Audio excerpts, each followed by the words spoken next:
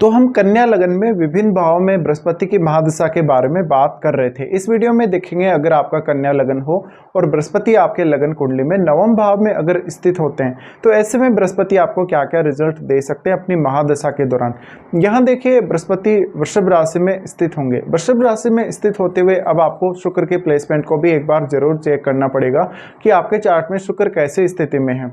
आपके चार्ट के हिसाब से नवम भाव का जो बृहस्पति होगा आपको वो ज़्यादा से ज़्यादा विदेश से कनेक्ट करेगा, आपके लिए विदेश से कुछ नए इनकम सोर्सेज लेकर आएगा, आपको आपके कैरियर पर्पज से या किसी भी अन्य पर्पज से विदेश में सेटल करेगा। हो सकता है कि उच्च शिक्षा के लिए भी आपको विदेश जाना पड़े या अपने जीवन साथी के आने के बाद आपको विदेश यात्रा करनी पड़े।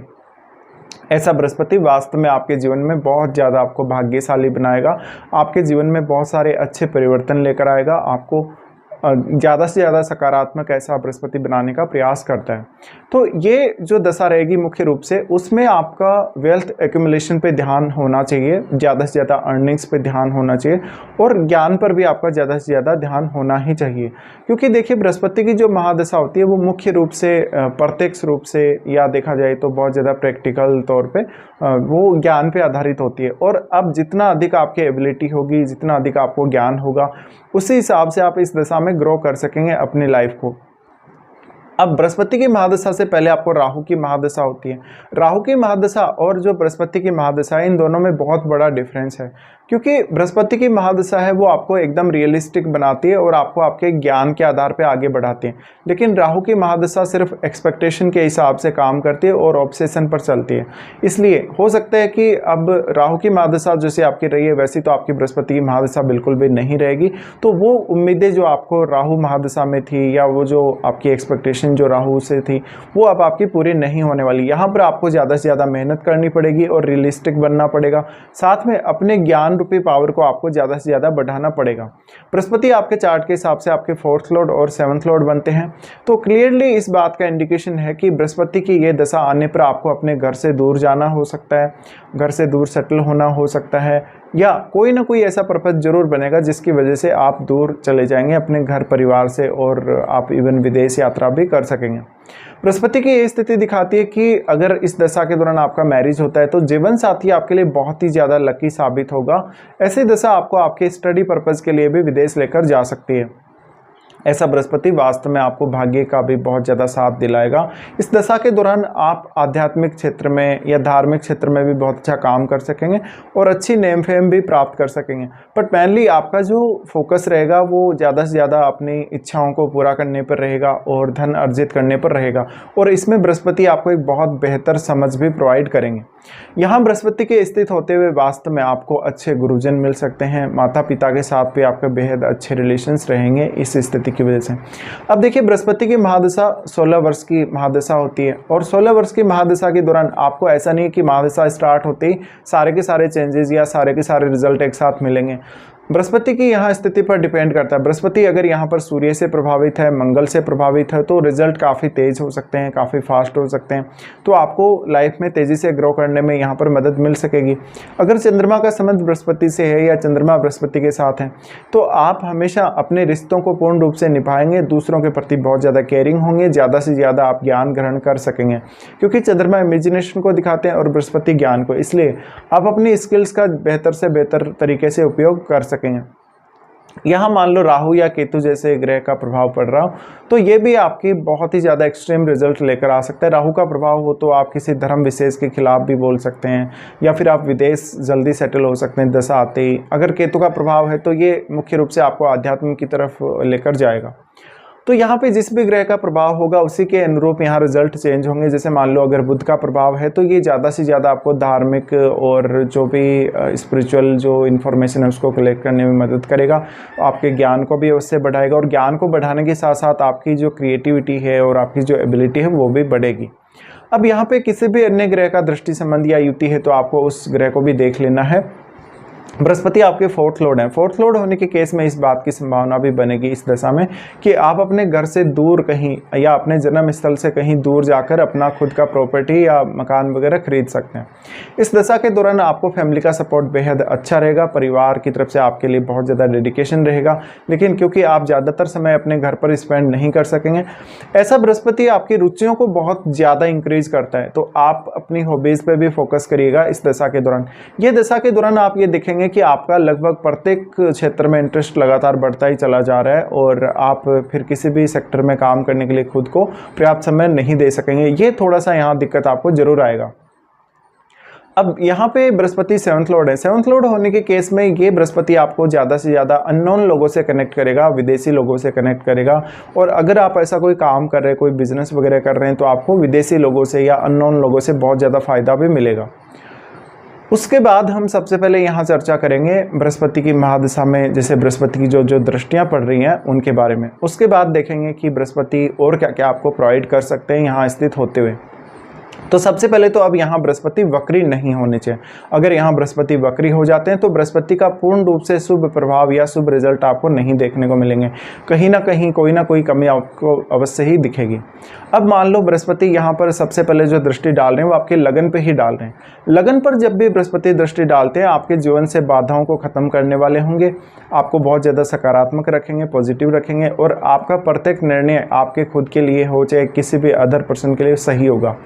इसके अलावा ऐसा बृहस्पति ये दिखाता है कि आप पढ़ने लिखने के प्रति, ज्ञान प्राप्त करने के प्रति अभी भी बहुत ज़्यादा सीरियस रहेंगे और काफ़ी अच्छे से फोकस कर सकेंगे अपने काम पे। बृहस्पति की ये स्थिति दिखाती है कि आपका लाइफ में कोई भी प्रकार की समस्या चल रही, चाहे आर्थिक मामलों में, चाहे आपके एजुकेशन को लेकर, संतान को लेकर, लव लाइफ को लेकर, लेकिन उन समस्याओं का समाधान अब आप आसानी से खोज सकेंगे अगर आपको बृहस्पति की महादशा स्टार्ट हो चुकी है तो बृहस्पति का यहाँ दृष्टि पड़ना बहुत ही ज़्यादा पॉजिटिव, बहुत ही ज़्यादा अच्छा रहेगा और ऐसा बृहस्पति आपको भाग्य से भी काफ़ी ज़्यादा सपोर्ट दिलाएगा। लगन पर दृष्टि होने से अब आपके लिए वास्तव में क्या सही है क्या गलत है इसकी पहचान करना भी आपके लिए बहुत ज़्यादा आसान होने वाला है। उसके बाद बृहस्पति दृष्टि डालेंगे आपके तीसरे भाव पे। तीसरे भाव पे बृहस्पति की दृष्टि और भी ज़्यादा महत्वपूर्ण हो जाती है, क्योंकि तीसरे भाव पर जब भी बृहस्पति की दृष्टि पड़ती है ऐसे में जातक की बहुत सारी इच्छाएं, बहुत सारी मनोकामनाएं पूरी होती हैं उसके खुद के एफर्ट के द्वारा, और उसकी जो हॉबीज़ हैं उस पर वो बहुत अच्छे से फोकस कर सकता है। ऐसा बृहस्पति आपको बहुत ही ज़्यादा पढ़ाई लिखाई में इंटरेस्ट देगा या जिज्ञासु बनाएगा। तो आपको ज्ञान ग्रहण करने के साथ साथ ऐसा बृहस्पति बहुत ज़्यादा क्रिएटिव भी बनाता है। ऐसा बृहस्पति आपके ज्ञान के माध्यम से आपके कम्युनिकेशन को बहुत ज़्यादा मजबूत करता हुआ दिखाई दे सकता है। यहाँ पे आपको अपने भाई बहनों, पड़ोसियों या रिश्तेदारों से या फैमिली के जो भी अन्य लोग हैं उनसे आपको बेहतरीन सपोर्ट मिल सकेगा। बृहस्पति की ये दृष्टि वास्तव में आपको कुछ ना कुछ नया पढ़ने लिखने में हमेशा ही रुचि देती रहेगी। उसके बाद बृहस्पति की दृष्टि रहेगी यहाँ से आपके पाँचवें भाव पे। पाँचवें भाव पे दृष्टि पड़ना बहुत ही ज़्यादा इंपॉर्टेंट है कहीं ना कहीं। यहाँ पे अब अगर देखा जाए तो बृहस्पति का नीच का घर है वैसे तो, लेकिन यहाँ बृहस्पति का अत्यंत शुभ ग्रह होने के साथ साथ वो नवम भाव में स्थित है, इसलिए यहाँ आपका कोई भी नुकसान नहीं होगा। जबकि आपको आपकी एजुकेशन, आपकी संतान पक्ष, आपकी लव लाइफ वगैरह के लिए एक बेटर यहाँ पे समझ मिल सकेगी, मदद मिल सकेगी बृहस्पति के थ्रू, और ज़्यादा से ज़्यादा आपके जीवन में सकारात्मकता या पॉजिटिविटी आ सकेगी। इसी वजह से अगर बृहस्पति यहाँ वक्री हो जाते हैं उस केस में आपको पूर्ण रूप से जो बृहस्पति का शुभ प्रभाव देखने को मिलना चाहिए वो नहीं मिलेगा।